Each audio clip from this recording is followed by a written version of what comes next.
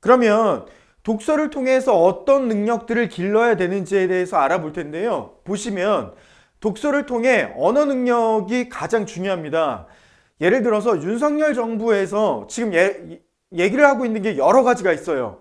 뭐 고교학점제에 대해서 다르게 적용할 수는 없는데 자사고나 여러 가지의 특목고를 다시 부활시키겠다 이런 부분들이 있고요.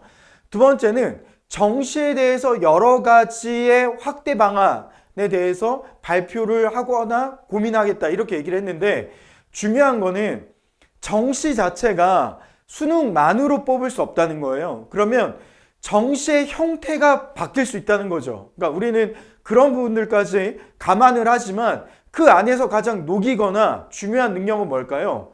맞습니다. 독서를 통해서 어떠한 독해력과 그리고 이런 부분들에 대한 언어적 능력을 기르는 게 굉장히 중요하다는 거죠. 내신이 어떤 걸까요? 높은 언어 능력으로 교과서에 대한 이해도가 중요한 부분 또는 수능을 볼 때에도 언어적 능력이 기반돼서요. 이런 부분들로 수능 점수랑 직결된다고 볼 수가 있죠. 그리고 가장 중요한 건 독서는 학생부에서 어떤 부분이든 자동봉진이든 탐구활동이든 굉장히 녹일 수 있는 부분들이 각양각색입니다. 그렇기 때문에 독서라는 부분들은요. 저희가 100번 강조해도 이게 부족함이 없다는 거죠. 근데 중요한 건 아이들이 독서가 굉장히 어색하고 독서를 하기에는 고등학생이 독서하기에는 시간이 굉장히 아깝습니다. 그렇기 때문에 초등학교 고학년부터 중등부까지의 학생들이 독서에 치중하거나 독서의 일정 부분을 할당해서 진행해야 된다는 거죠. 그래서 보시게 되면 독서 활동은 뭘까요? 학생부의 모든 걸 녹여낼 수 있어요. 그리고 입학사정관이요. 가장 눈여겨보는 게 독서 활동 부분입니다. 학생이 자신의 진로지나 결정 과정에서 얼마나 고민했고 그리고 얼마나 많은 활동들을 간접적으로 했는지. 그래서 독서라는 게 뭐예요? 텍스트로만 보는 게 아니죠. 지적 호기심과 관심사를 채우고 동아리 또는 봉사활동까지 이어져서 독서활동에 심화 독서가 있지 않습니까? 수업 중에 수행평가나 발표에서도 이런 독서들이 녹아나야 돼요. 근데 그런 트레이닝이 언제 돼야 돼요? 초등학교 고학년 중등부 때는 이미 돼야 돼요. 그래서 이런 과목별 보고서나 연구 소논문이라는 건 없어졌지만 어떻게 보면 탐구활동 보고라고 얘기하는 탐구 능력 이런 부분들에서도 평가를 받아야 된다는 거죠.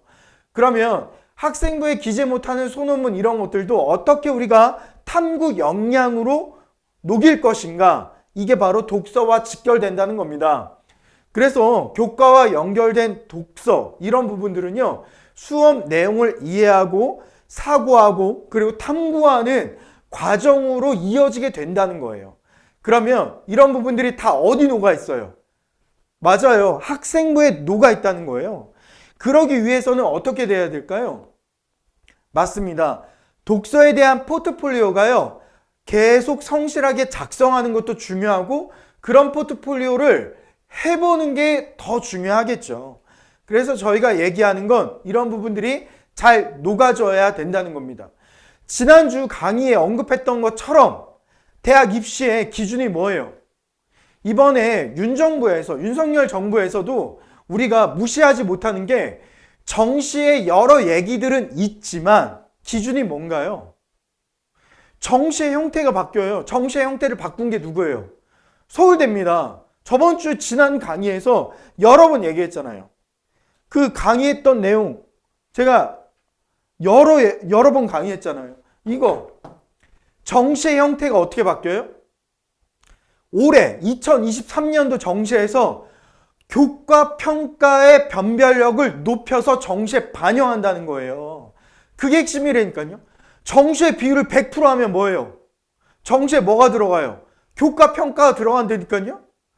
교과 평가가 들어간다는 건 뭘까요?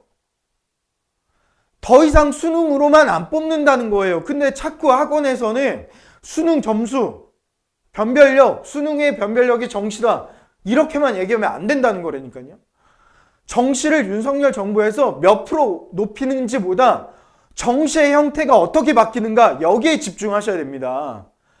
교과 평가 변별력은요, 교과 이수 현황, 교과 학업, 성적, 교과별 수업, 활동 이런 부분들이요, 학업의 충실도를 반영해서 이걸 그대로 평가하겠다는 거예요. 이게 뭘로요? 정시 안에서. 이에 따라 앞에서 말했듯이요, 논리적 사고, 합리적 구술 능력, 독서 영향력 이런 부분들이요, 굉장히 중요해지고 상당한 비중을 차지하게 된다는 거예요. 결국은 뭘까요? 차별화된 독서 활동을 차근차근히 한 친구들이 굉장히 좋다는 거죠. 저희 되게 많지 않습니까? 독서 브랜드들도요. 근데 이런 것들이 왜 유의미하냐면 결국은 이 친구들이 독서가 돼야 단순히 독해력, 문해력 이런 것들을 떠나서 독서의 이해, 그리고 그걸 통해서 간접 역량 활발하게 활동할 수 있는 부분들을 확보하는 게 중요하다는 겁니다. 그래서 창의적 창체라고 하는 창의적 체험, 세트, 교과의 세부 능력이나 특기사 이런 것들을 잘 향상시킬 수 있다는 어떤 확고한 부분들을 가지고서요, 내 학원에 초등학생과 중등학생이 있다면 이런 부분을 정확히 활용해야 된다는 거예요. 그래서 그런 부분들이 앞서 얘기한 대로 교과 평가의 배점이 높다. 그리고 그런 걸 반영한다. 어디에? 정시에. 이게 핵심이라는 거죠. 그래서 보게 되면 진로 선택 과목에 대해서 우리가 어떤 것들을 준비해야 되고 어떤 것들을 포커싱해서 봐야 되냐면 진로 선택 과목의 3개 이상을 이수해야 돼요. 석차 등급이 아닌 3단계의 성취도로 평가된다는 거예요. 지금 현재 내년부터 고1 기준이고요. 2025년도는 몇 학년이에요? 지금 중1부터예요. 올해 중1 된 해부터. 지금 3개 이상을 이수해서 A, B, C는 올해 중3, A부터 E 5단계 평가는 지금 중1이에요. 윤석열 정부에서 이걸 바꿀 수 있을까요? 아니요, 못 바꿉니다. 왜 못 바꿀까요? 어차피 이거는 제가 얘기했던 몇 가지 근거들이 있어요. 이거는 진보와 보수의 정권이나 아니면 정치적 성향의 문제가 아니라는 거예요. 선진국들은 이미 다 하고 있는 제도라는 게 1차 근거, 2차 이거는 국회를 통과한 진로교육법에 의거해서 하는 거예요. 근데 과연 윤석열 정부에서 국회를 통과해서 진로교육법을 개정하면서까지 이거를 바꿔야 되는가? 저는 그럴 가능성은 굉장히 현저히 낮다고 봅니다. 그러면 여기서 이런 흐름에 따라서 이런 거예요. 진로 선택 과목에 반영하는 대학 개수가요, 광운대, 서울시립대, 이화여제, 인하대 등 반영하지 않았지만 올해 교과 전형에 포함을 한다고 합니다. 이거 되게 중요한 거예요. 이렇게 고교학점제에 따라서 여러 가지 대입 정책이 바뀌면서 적용하는 대학이 늘어난다는 걸 얘기하는 겁니다. 그러면 저희가 집중해야 되는 게 있겠죠. 서울대 전공 연계에 따라 교과 이수 과목 중 핵심 권장 이때니까요. 핵심 권장 과목이 있어요. 너 우리 학과를, 우리 대학에 이 학과를 오려면 이 과목만큼은 좀 들었으면 좋겠어 라고 얘기하는 핵심 권장 과목이 있어요. 이게 뭐냐면 그런 권장 과목을 교과 전형에 포함시키겠다는 거예요. 이해하셨죠? 그래서 아무거나 들으면 안 된다는 거예요. 근데 우리 학원에 오는 친구는 너가 어떤 과목을 들으면 좋을 것 같아라고 얘기해 주는 게 의미가 크다니까요. 그 얘기예요.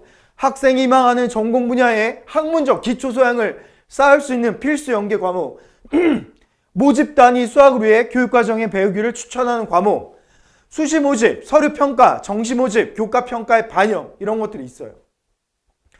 학교 교육과정 특성으로 권장 과목을 선택하지 못한 경우 감안해서 평가를 하긴 해요.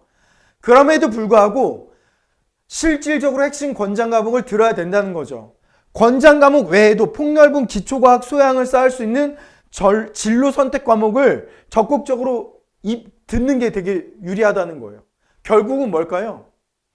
고교학점제는요, 지금 초등 고학년 중등부에서 준비된 친구가 핵심이라는 거예요. 이걸 잘 이해하셔야 됩니다. 그러면 무엇을 또 얘기할까요?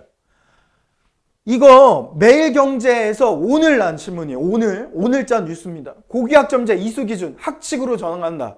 이거 잘 이해해야 됩니다. 교육부 소관 5개 시행령 일부 개정이 된 거예요. 국무회의를 통과한 내용이에요. 국무회의 통과했는데 윤석열 정부가 내가 대통령 이제 5월에 취임했으니까 이 국무회의 통과된 거 교육부 다시 소집해가지고 뒤집을까요? 저는 그럴 가능성이 없어요. 왜?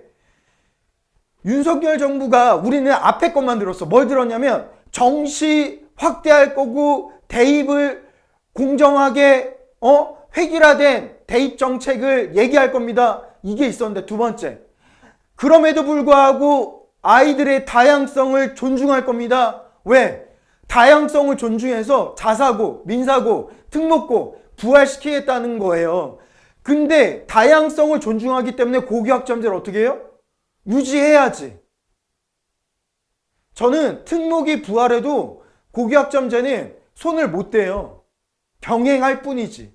전 그렇게 봅니다. 한번 보시죠. 우리 윤석열 정부가 어떤 식의 정책들을 얘기하는지 교육적으로요. 고교학점제 운영과 졸업에 필요한 교과목 이수의 인정기준 등은 교육과정 범위에서 학칙으로 정한다. 무슨 얘기일까요? 학교 기준으로 정하는 거예요. 교장 선생님의 권한이 되게 많아지는 거예요. 우리 학교의 학칙 이런 과목 우리는 개설한다. 근데 예를 들어서 내가 우리 가까운 고등학교에 어쨌든 지금 뺑뺑이니까 갔는데 내가 듣고 싶은 과목이 없어. 어떻게 해요? 온라인 강의로 들어요. 온라인 강의 들으면 학점 인정될까요? 안 될까요? 됩니다. 두 번째, 온라인 강의로 들었어. 내신 평가 어떻게 할까요? 온라인으로 봅니다. 오픈북인가요? 그거는 과목에 따라 다릅니다. 특성상. 평가는 온라인으로 해요. 그러면 우리가 이렇게 변하는데 지금 여기서 또 이 강의를 듣고 있는 원장님들한테 질문할게요. 저게 돼? 네, 돼요. 2018년부터 했다니까요. 18, 19, 20, 21, 4년 차예요. 이 제도를.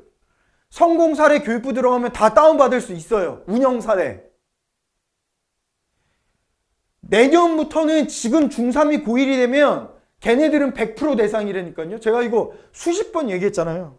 이 내용이에요. 먼저 고교학점제 교과목 이수의 인정기준 등은 교육과정 범위에서 학칙으로 정하도록 돼 있고 교육부 장관이나 교육감이 설치 운영하는 교육학점제 지원센터 업무 범위와 위탁기관도 정했다. 뭘까요? 학교 밖 교육기관도 인정하는 거예요.